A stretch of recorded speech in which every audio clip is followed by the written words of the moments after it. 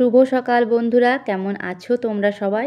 মনীষ সংসারের আরেকটা নতুন ব্লগে তোমাদের সকলকে স্বাগত জানাই। আশা করছি তোমরা সবাই খুব খুব ভালো আছো আর আমরাও বেশ ভালো আছি। প্রতিদিনের মতো আজকেও আরেকটা নতুন ব্লগের সাথে তোমাদেরকে সাথে নিয়ে আজকের ব্লগটা এখন থেকে শুরু করলাম। তো আশা করব তোমাদের প্রতিদিনের মতো আজকের ব্লগটাও ভালো লাগবে, আর ভালো লাগলে অবশ্যই একটা লাইক করে দিও, একটা কমেন্ট করে জানিও, আর পারলে তোমাদের আত্মীয় স্বজন বন্ধু বান্ধবদের মাঝে আমার ভিডিওগুলো একটু শেয়ার করে দিও। আর যেসব বন্ধুরা এখনও আমার চ্যানেলটাকে সাবস্ক্রাইব করনি তারা প্লিজ সাবস্ক্রাইব করে পাশে থেকো, আর যারা অলরেডি সাবস্ক্রাইব করে দিয়েছো তাদেরকে অসংখ্য অসংখ্য ধন্যবাদ, এভাবে পাশে থেকো। তো সকালে ঘুম থেকে তো উঠেছি সেই সকাল 6:30টায় প্রত্যেক দিনের মতো। তারপর হচ্ছে মেয়ের স্কুল ছিল, তো মেয়েকে আগে ওকে রেডি করে হচ্ছে ওর বাবা আজকে স্কুলটা দিয়ে এলো। আর তারপর এখন এই যে ঘরের কাজে লাগলাম। তো সবার প্রথমেই হচ্ছে এই যে বিছানা ঝাড়ার কাজটাই করি। তো প্রত্যেক দিনের একটা ডেলি রুটিন রাখাটা খুবই দরকার, যে ডেলি রুটিনের হিসাবে যদি কাজ করা হয় তাহলে প্রত্যেকটা কাজই খুব সুন্দরভাবে হয়।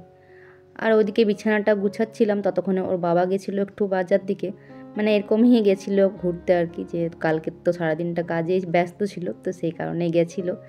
তো গিয়ে হচ্ছে একটা ওই সবজি একজন বিক্রি করে, তো ওর সাথে দেখা হয়েছে। তো ও আসলে গুড় বিক্রি করে, তো খেজুর গুড় টাটকা একদম গরম আছে। তো তাই ওর বাবা এখনই আসলো আর নিয়ে আসলো হচ্ছে ও নিয়ে এসেছিলো। তো সে বললো যে আমিও তাহলে একটু নিয়ে নিই, তো সে কারণেই নিয়ে আসলো আসলে। আর এইদিকে আবার কিছু সবজিও নিয়ে এসেছে, ওই যার বলছি যে এটা বন্ধু, তো ওর কাছ থেকে সবজিগুলো নিয়ে এসেছে। তো এখন গুড়টা আনার কথা ছিল না, তো বললাম হঠাৎ করে গুড়টা নিলে আসলে এখন তো আনে না এত তাড়াতাড়ি, একটু ওই পৌষ মাস দিকে বা অগ্রহায়ণ মাসের শেষ দিকে আনা হয়, ওই যে পিঠে টিঠে যখন বানানো হয় তো সেই সময়। তাই বলছি যে এখনই গুড়টা পেয়ে গেলে, আসলে যে ছেলেটা বলছি কথা, তো ও আসলে মিষ্টির দোকানে তো গুড়ের সে রসগোল্লা বানায়, তো সেখানে দেয় আর কি। তো সেই কারণে ওর বাবাকে বললো যে তাহলে যা গুড়টা গিয়ে নিয়ে আসতে, তো নিয়ে আসলো। আর ওর বাবাও আসলে ওখানে নিয়ে নিয়েছে যেখানে বানায় আর কি, তৈরি করে। তবে গরম ছিল একদম, তাই ওর বাবা বললো যে ঢাকনাটা হালকা করে রেখে দিল, তো একটু ঠান্ডা হলে তারপর রেখে দেবো। আর তার সাথে দেখলে একটু গুড় ছিল ভাঙা, তো ওইটা না আমি প্রথমে বুঝতেই পারিনি যে ওটা গুড়। তো ও বাবাকে বলছি যে এটা কি, তো ও আবার বলছে আমাকে যে গুড় চিনতে পারছো না, তো গুড়টা দেখো সাদা লাগছে দেখতে। আমি তো প্রথমে ভাবলাম যে ওটা কিছু অন্য কিছু খোয়া টোয়ার মতো লাগছে, তো ওটা আসলে লবাদ গুড়। তো হয়তো ভেঙে দিয়েছে একটু, নিয়েছে আর কি খাওয়ার জন্য। তো যাই হোক, প্রত্যেক দিনের যে ডেলি রুটিন আমাদের কাজের থাকে, তো সেগুলো এখন সকালে ওইদিকে বিছানাটা গুছিয়ে নিলাম। আর দেখো কীরকম হাওয়া দিচ্ছে, সব ঘরের মধ্যেই চলে আসছে নোংরাগুলো, এতটা হাওয়া দিচ্ছে। দরজাটা খুলতে খুলতে এই শীতের দিনে এটা একটা হয়, শীতটা এরকম ভালো লাগে, কিন্তু যেমন ঠান্ডাটা তো পড়ে, কিন্তু তার উপরে আবার হাওয়াটাও দেয়। গরমের দিনে যে হাওয়াটার দরকার থাকে, যে একটু হাওয়া দিলে একটু জীবনটা শান্তি পায়, কিন্তু সেইটা আর শীত গরমের দিনে হয় না, সেটা শীতের দিনে আবার দেয়। একে তো ঠান্ডা থাকে, তারপর আবার ঠান্ডার উপরে আরও হাওয়া দিয়ে দেয়। তো যেটা চাইবে সেটা তো আর হবে না, অন্য উল্টোটাই হয় আর কি। তো ওই বিছানা গুছিয়ে হচ্ছে ঘরটাও ঝাঁট দিয়ে নিলাম। আর তারপরে এই যে কটা বাসন ছিল, তো ওগুলো মেজে একবার ধুয়ে নিয়েছিলাম, তারপর হচ্ছে আরেকবার ভালো করে ধুয়ে আর ঝুড়িটার মধ্যে রাখলাম। আর ঝুড়িটাতে রাখি এই কারণেই যে যতটা জল থাকে সবটা ঝরে যায়, আর তারপর হচ্ছে পরে করে স্ট্যান্ডটাতে গুছিয়ে গুছিয়ে রাখি। আর তারপরে যে কালকে রুটি করেছিলাম, তো রুটি রাখার এই যে রুমালটা যেটা, তো এটাও কেচে ধুয়ে নিচ্ছি।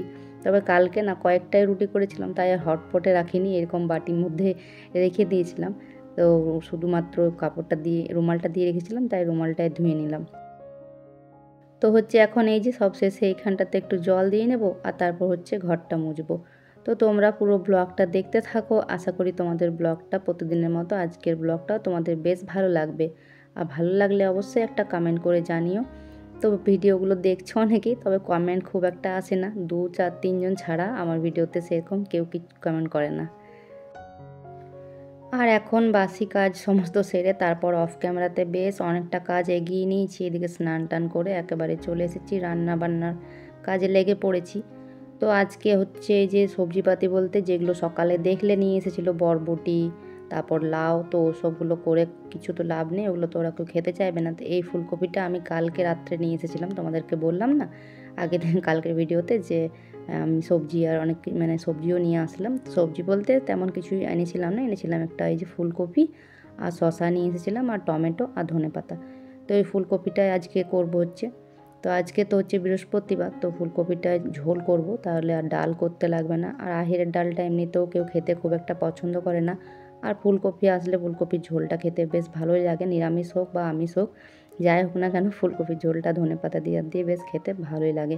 তো ফুলকপিটা আসলে একটু দেখে দেখে মানে বানালাম। তো মাঝে মধ্যে ছোটো ছোটো দেখবে সবুজ সবুজ ছোটো ছোটো পোকাগুলো থাকে, তো সেই কারণে। আর এদিকে হচ্ছে আমার মেয়ের জন্য দুটো হচ্ছে পটল বললাম ভেজে দেবো, তো ওটাও বানিয়ে নিলাম। আর ওই যে শাকটা ফুলকপির পাতাগুলো, তো ওগুলোও ভালো করে একটু বেছে টেছে কুচি কুচি করে কেটে একটু ভাপিয়ে নিয়ে, আর সাথে ওই যে ফুলকপির যে ডগায় একটা থাকে না, ওইটা কুচি কুচি করে দিয়ে দিয়েছি, বেশ ভালো লাগে খেতে। তো এই শাকটাও একটু মতো ভাজা করে নিচ্ছি। এমনিতে বলে যে বৃহস্পতিবার, অনেকেই বলে বৃহস্পতিবারে নাকি শাক খেতে হয়, তবে প্রত্যেক দিন হয়তো হয় না সম্ভব, তবে ছিল আজকে, তো ফুলকপির শাকটা তো বললাম করে দিই। তো যাই হোক ওদিকে ওটা হয়ে গেল, আর এই যে পটলটা এখন ভেজে নিচ্ছি। তো আজকে তো বৃহস্পতিবার নিরামিষ, আর এদিকে ওর বাবার আছে সেকেন্ড শিফট ডিউটি, তো তার কারণে হচ্ছে একটু তাড়াহুড়োর মধ্যেই হচ্ছে, যেহেতু ছোটো দিনের বেলা তো এক্ষুনি 12টা বাজতে তো দেরি লাগবে না, এক্ষুনি হয়ে যাবে। তাই ওইদিকে সমস্ত কিছু মানে একটা করে রান্না বানাচ্ছে আর একটা করে হচ্ছে করছে, আর ওইদিকে ভাতটাও হচ্ছে। তো এই যে পটলগুলো ভাজা হয়ে গেলে এখন তরকারিটা করে নিলে বাস রান্না কমপ্লিট হয়ে যাবে। তো এর মধ্যে ওর বাবা এদিকে এসে গেছে, তো ওইদিকে গেছে হচ্ছে স্নান করতে গেল আর কি। আর তারপর ওদিকে স্নানটা মানে করবে, তারপর হচ্ছে খেতে দিয়ে দেবো। ওদিকে রান্না তো আমার হয়ে এসেছে। তো ছোটো দিনের বেলা না একটু মানে ভালো সকাল থেকে রুটিন বাই রুটিন কাজগুলো করে একটু বুদ্ধি করে কাজগুলো না করলে না সময় মতো কাজটা কমপ্লিটই হবে না। আর তারপরে বিশেষ করে হচ্ছে সেকেন্ড শিফট ডিউটিটাতে একটু আমার তাড়াহুড়োর মধ্যেই যায়, কেননা তাড়াহুড়োর মধ্যে যায় ঠিকই, তবে হয়ে যায় কাজগুলো তাড়াতাড়ি, মানে করতে তো হবে সে আমাকে, কিন্তু অন্য দিনগুলো একটু হয়তো করছি করে হয়তো একটু লেট হয়, আধ ঘন্টা 1 ঘন্টা হয়তো লেট হয়, কিন্তু আর এই সেকেন্ড শিফট ডিউটিতে আমার মানে 12টার সময় যেহেতু রান্নাটা কমপ্লিট করতে হবে, তো সেই কারণে কাজগুলো খুবই তাড়াহুড়োর মধ্যে হয়ে যায়। তো ওইদিকে দেখলে ফুলকপিটা ভেজে তো নামিয়ে নিয়েছে, আর ওইদিকে ভাতটাও নামিয়ে নিলাম, ওটাও হয়ে গেছিলো। আর এই যে আলুটা একটু ভেজে নিয়ে আর হচ্ছে মশলা গুঁড়ো মশলা টমেটো যেগুলো ছিল সব দিয়ে দিচ্ছি, আর এখন এই যে ভাজা ফুলকপিটা দিয়ে দিচ্ছি। আর জানো তো কালকে কয়েকটা রুটি করেছিলাম, মানে রুটি করলেও না করলেও হবে না, আবার ওর বাবা যেদিনকে ডিউটি থাকে, যেমন কালকে তোর ডিউটি ছিল, সে রাত্রে তো এসেছে, তো কয়েকটা আমার ছেলের জন্য করেছি, আর আমি তো ওই একটাই রুটি খাই রাত্রেবেলা। তো আমার ছেলে হচ্ছে কোনো দিন 2টো খাবে, কোনো দিন 3টা খাবে, কোনো ঠিক নেই ওর, তাই একটা রুটি পড়েছিল। তো কি বলবো, সকালে তাও চা দিয়ে খেয়েছে ওর বাবা আমার মেয়ে, তো খেয়ে ওরা তো খেয়েছে, তারপরও ছিল, তো বললাম যা তুই খাসনি, একটা কম খেয়েছিস, তো তুই খা ওইটা। তো ওই জন্য ওকে ওই যে ফুলকপির তরকারিটা দিলাম একটু কষাটা, তো বললাম যে খেয়ে নে রুটিটা। তো ওরা রুটি খেতে এমনি পছন্দ করে, কিন্তু মানে কি বলবো, কোনো দিন এক আধ দিন বেশি কম খাবে, তো ওই জন্য অসুবিধা হয়েছে। আবার কোনো দিন যদি কম করি তখন আবার সেটা তো আবার আমারই দোষ, আর যদি বেশি হয়ে যাবে সেটা তো আমারই দোষ।